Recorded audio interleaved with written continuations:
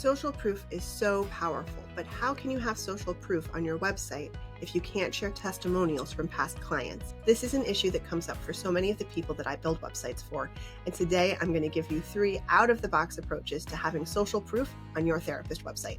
Let's dive in. Sarah here from Strong Roots Web Design. Thanks for being here today, and if you haven't already, please take a second to like and subscribe so you don't miss my next video. So today we're talking about social proof on therapist websites, and just a little bit of a disclaimer here. I am not an expert in the ethics of this because I'm a web designer and that's my focus. So I'm not going to get into the ethics of what you can do, what you can't do. I'd love to hear your perspective. Please feel free to leave comments about the different ethical issues that come up and what your approach is, what your take is on it, but that's not going to be my focus today. What I'm talking about today is kind of what are some different approaches that I've seen my own clients take that have worked for them. So number 1 is, instead of having testimonials from clients, try having testimonials from colleagues.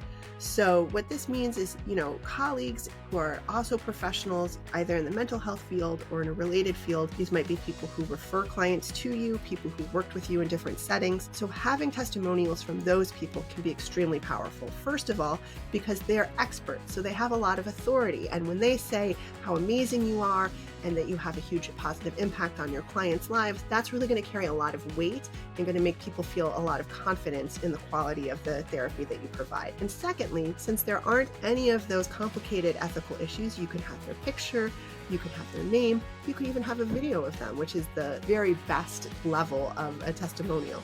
So think about who you know, who works with you, who refers to you, who's a colleague in your field, who could give a testimonial to you and talk about how great you are. And this is something where you could even exchange testimonials, and you could do one for them and they could do one for you. And it's a great way to not only have social proof on your website, but to build connections with other professionals, and is a great approach to having testimonials on your website without having any of those ethical concerns. The second way that you can have social proof on your website without having any of the concerns that people sometimes have is to have reviews that are based on workshops that you've given.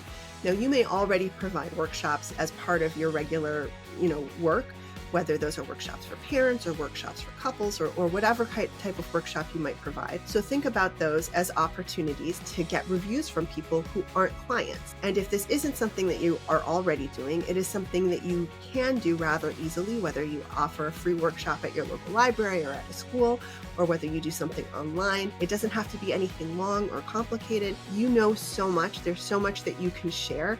And if you offer a free 30 or 45-minute workshop and get 10 people to come to it and get reviews from half of those people, you are already going to be so far beyond what most therapists are able to share on their websites. And those can be really great reviews also, because people can talk about how knowledgeable you are, they can talk about the passion that you have about the topic, and they can talk about how the information that you gave is having a positive impact on their lives. These are all things that potential clients are going to want to hear, and they're all things that these people can say without having any kind of confidentiality concerns. So the third way to provide social proof on your therapist website is to have a video of yourself. So this is a little bit different, because usually when we're talking about social proof, we're talking about other people talking about you. But in this case, it can be really, really effective to have a very short video of you just talking to potential clients. And I know that there can be a lot of hesitation here. It can feel very intimidating, and I completely get that. But I think that it's something that can be extremely effective if you're able to do it. I've had a lot of clients make very brief, sometimes just 90-second videos where they basically introduce themselves, they talk about what they do, why they're so passionate about it, give people an opportunity to hear your voice, to see your face, to kind of get a sense of what your personality is. And that, even just a very, very brief video, can be extremely powerful and can make people feel like they know you. And that is the goal, right? The goal is to build a feeling of trust. The goal is to build a feeling of, oh yeah, I get who this person is, and I feel like it's a person who could really understand me and who I could work with happily. So having a very short video of yourself is a great way to build that trust and to create that connection. Have you tried any of these approaches on your website? Or do you have an idea that I didn't include here? Let me know in the comments below, and don't forget that I have a free video course if you want to keep learning. Thanks so much. See you soon.